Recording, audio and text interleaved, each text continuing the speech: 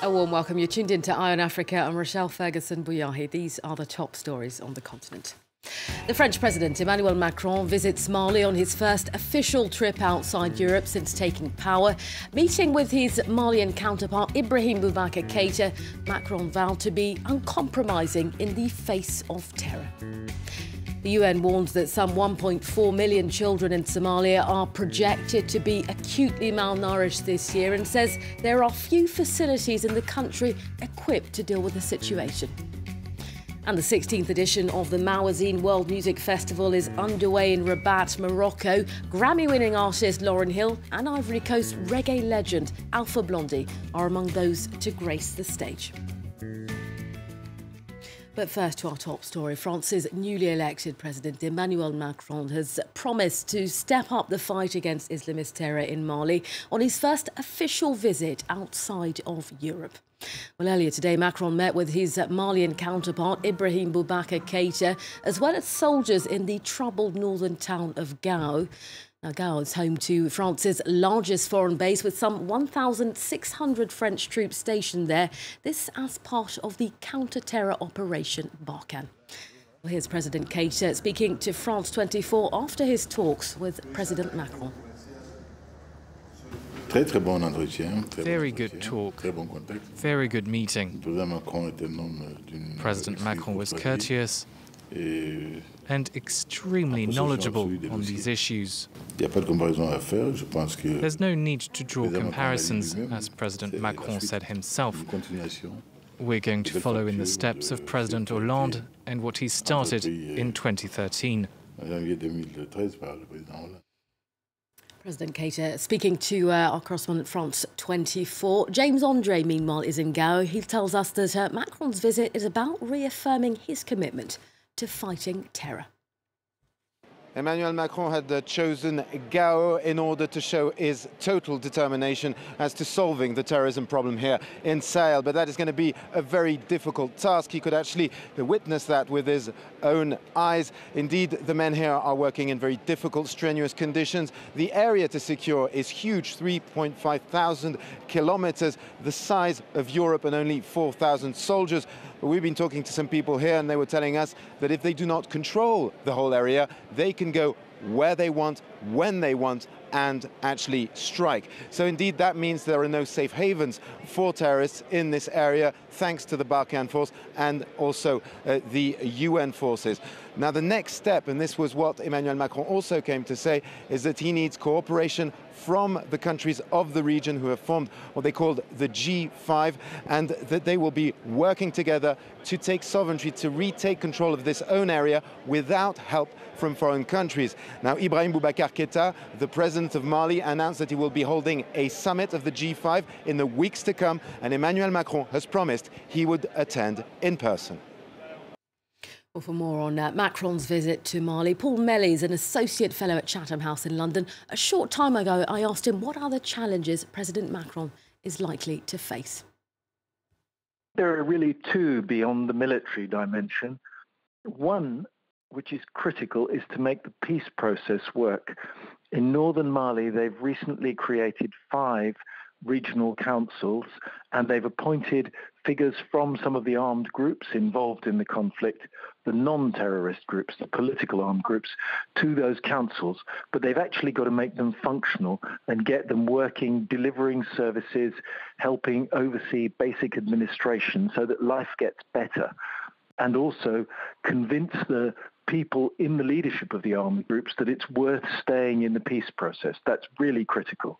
The second thing is development, because without better incomes, without sources of employment, and without better infrastructure and basic services, water, schools, solar-powered electricity, that sort of basic development tools, things will remain very difficult in northern Mali.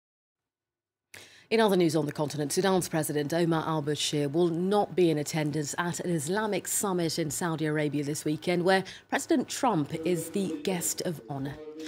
Well, President al-Bashir reportedly excused himself from the event, citing, quote, personal reasons. His invitation sparked unease in Washington due to his indictment by the International Criminal Court for war crimes.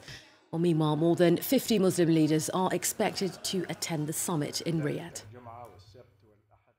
Next, the UN's Children's Fund UNICEF has warned the number of acutely malnourished children in Somalia is set to soar in 2017.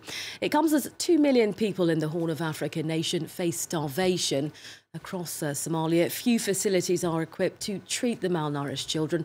A centre in the southern town of Baidoa is being stretched well beyond its capacity, as France 24's Simon Harding explains.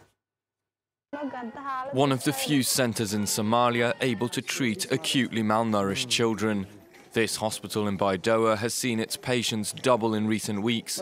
A picture echoed across the country where admissions of children into malnutrition centres have increased by 80%. I have a lot of pictures of children when they come here with very severe malnutrition. The parents usually say, when we brought this child here, he was dying. But in pictures after their treatment, they're healthy. A famine epidemic is spreading across West Africa, endangering Somalia, South Sudan, Nigeria and Yemen, which is threatening 20 million lives. Severe droughts, conflict, food shortages and a lack of proper hygiene have led to international aid officials saying this could be one of the biggest humanitarian disasters since World War II.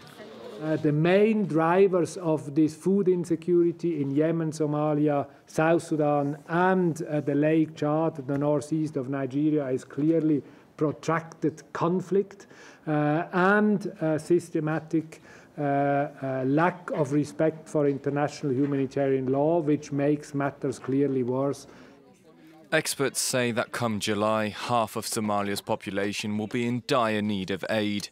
To counter food shortages, humanitarian officials are appealing for €500 million from donors to improve health facilities and food supplies. The World Health Organization has warned that the number of suspected Ebola cases in DR Congo is now at 29. Officials announced the outbreak of the virus a week ago in a remote area of the country. The WHO says they're currently chasing up over 400 people who've come into contact with the suspected cases. This Ebola outbreak marks the 8th in Congo since 1976. And finally, the 16th edition of the Mawazine World Music Festival is underway in the Moroccan city of Rabat this week. Well, the aim is to raise the profile of the North African nation's musical heritage. The event is unique in terms of its size and budget. Headliners include the Grammy-winning American artist Lauryn Hill, the French rapper Booba, and Ivory Coast reggae legend Alpha Blondy. On the banks of the river Bourgreg in Morocco, the last preparations are being put in place for the evening's concert. Around a dozen artists are performing on each day of the festival across 5 stages. And some more intimate spaces.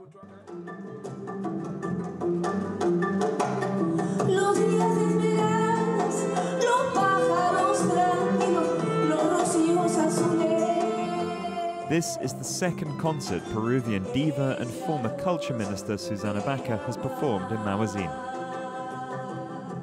This renowned defender of African minorities says it has special meaning for her to be here.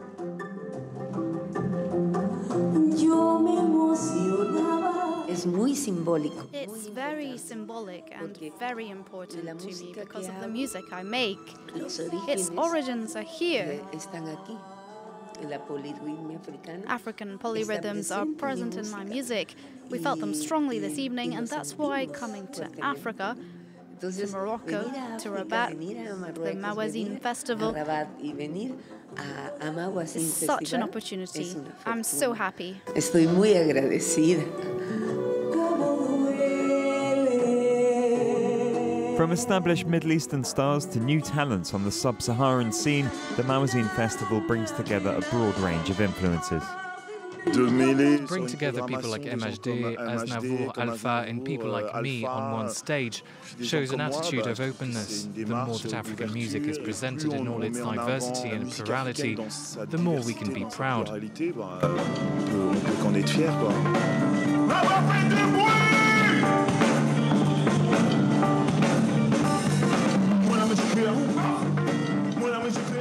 the 16th consecutive year, Mawazine's eclectic programme remains almost entirely free and open to the general public.